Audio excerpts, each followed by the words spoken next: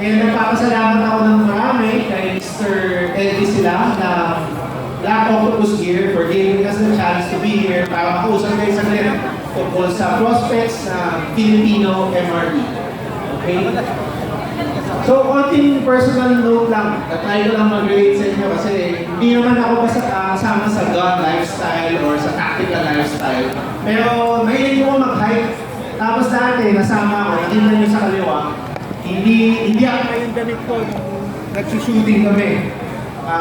Nadaan lang sa photo, no? So, 14 years ago yan. Pero one thing I can say na siguro intermediate level ako, mahilig ko mag-hike. Isa sa mga mataas na bundok na nakita namin is yung sa may Sandaku sa Nepal and India. I'm sure more of you have had tougher outdoor experiences out there. Pero isa yung common thread. Lahat po tayo tao, lahat tayo human beings,